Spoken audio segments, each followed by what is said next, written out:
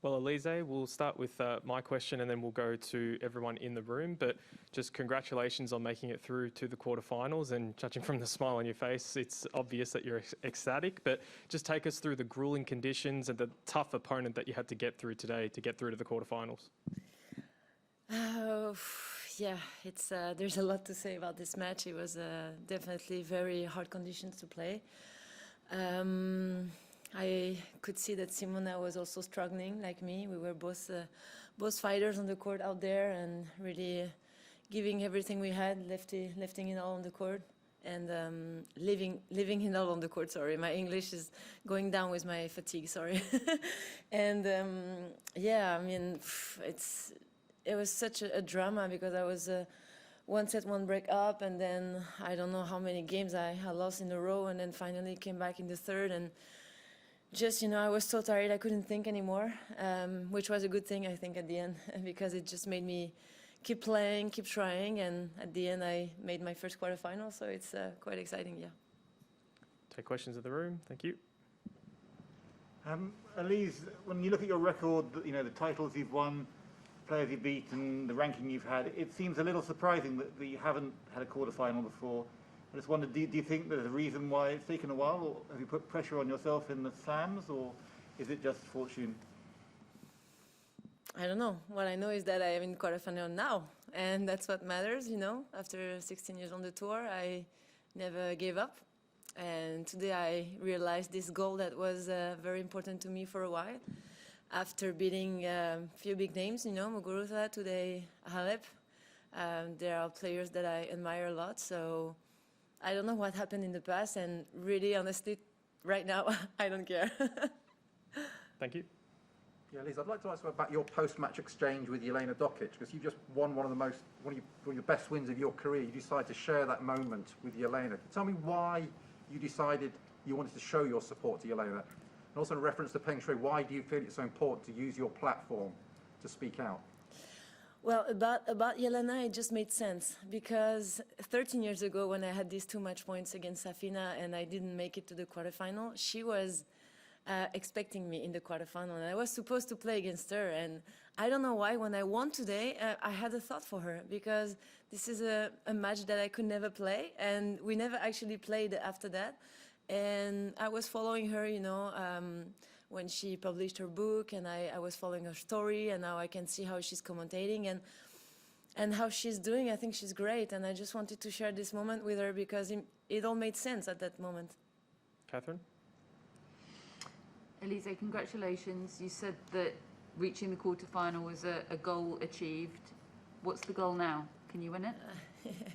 Going further. I mean, I'm not gonna stop now. I'm still ambitious.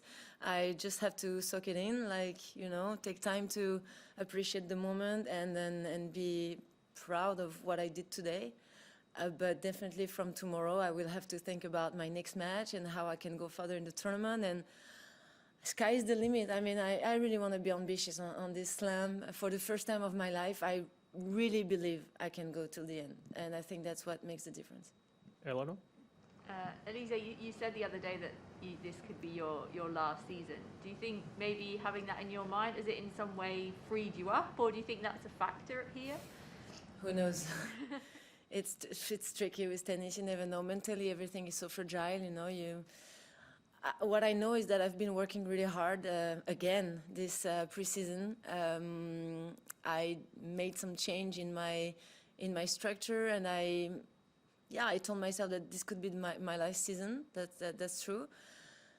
I don't know if it's helping. I don't know if it's just the work that is paying off. I don't know. When I'm on the court, I feel good. I feel good outside the court. I feel good on the court, and I think you can see it the way I play and the way I behave.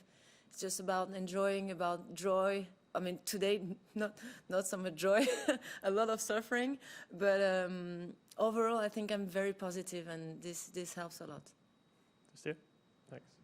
When something's been a goal for so long, you can sort of build it up in your mind. Does it feel as good as you hoped it would feel to finally reach the quarterfinal? Yeah. Oh, damn. Yes, it does. It does feel good. It does feel really good. I mean, I couldn't stop crying after my match when when I realized after the match point that I made it, I was very emotional, and I didn't know it would feel so good. And I think it will feel really good for the next couple of days till I have to get ready for my next match.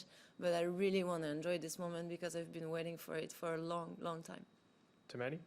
Hi, Elise.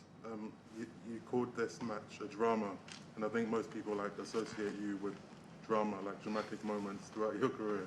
I'm curious, like, do you like that? That is, or do you wish life was simpler?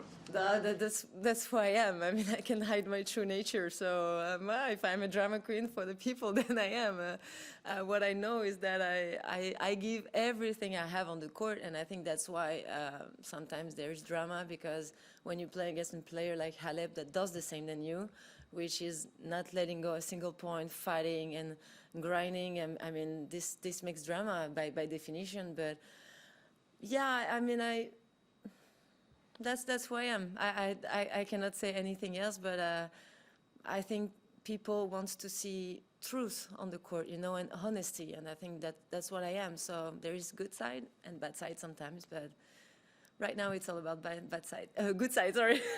Lapsus about good side. I was also curious if you would have preferred to play under the roof. You know, like if both you and Simona wanted to do that, do you think that players should be able to play under the roof, or? Oof, that's a good question. I didn't even think about it, because for me the roof is used when it's raining, not when it's 35 degrees. It could be, because it's very, very tough to play in these conditions. It's not dangerous for our health, but it could be, you know. I mean, it's so extreme. But I mean, we just play by the rules, you know, and if it's open, then we just have to suffer and still try our best, and that's the same for everybody. We'll go last two in the room. Christophe first. So next round, Collins. What do you know about her, and how do you tackle this match? That's the first time we play with Danielle Collins. Well, that could be some more drama on this match for sure. I mean, I see how she is on the court. She's like a lion, you know. Oh my God, she impresses me a little bit, because she's like so intense, and I'm intense too. But I think she's next level intense. And she's hitting so hard. I mean, this is gonna be a good match. I'm really happy to play against this kind of player. We'll see. You know, I really want to enjoy my victory for now, and tomorrow I'll watch a little bit her matches and put a strategy on and hope it works.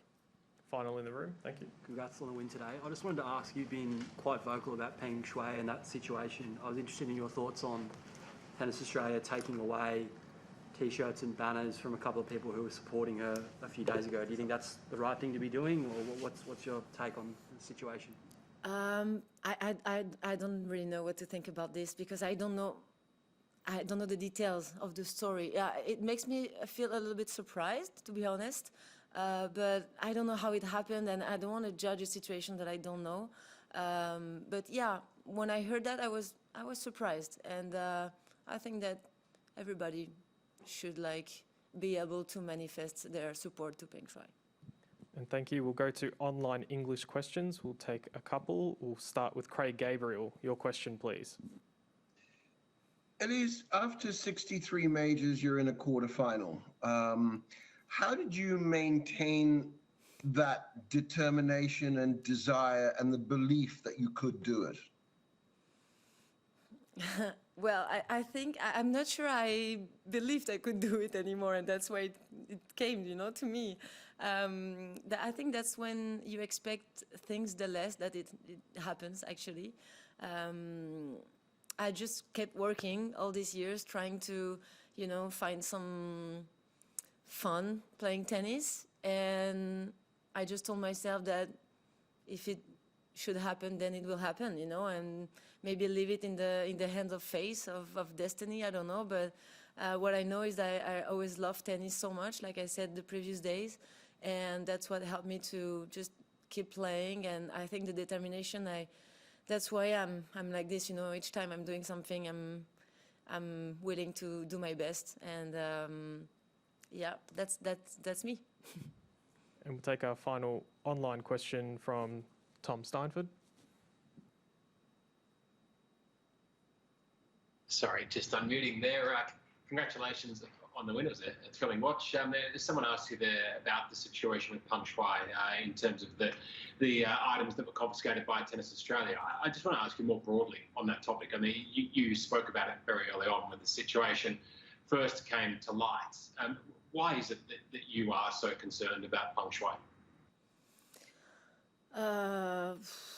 Why? Because this was not a normal situation at that time when it happened, and I felt like it was my duty as a player, as a fellow tennis player that knew her for a long time, to just ask what's going on. And that's all, you know. As I said, I'm a very honest person, sometimes maybe too much, but I always say what I think. And at that moment, I remember I was on holiday in Portugal, and I was like, but what's going on? I mean, should we do something? Should we say something? And yeah, the answer was definitely yes.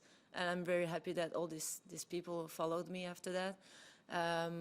It's still very unsure how she's doing, but you know, I think the fact to put some lights on this story was good for her overall. So yeah, now we are of course all waiting for more details that we don't have so far, but we keep our fingers crossed. And thank you. We'll come back to in the room for national language questions. Thank you. Alizé,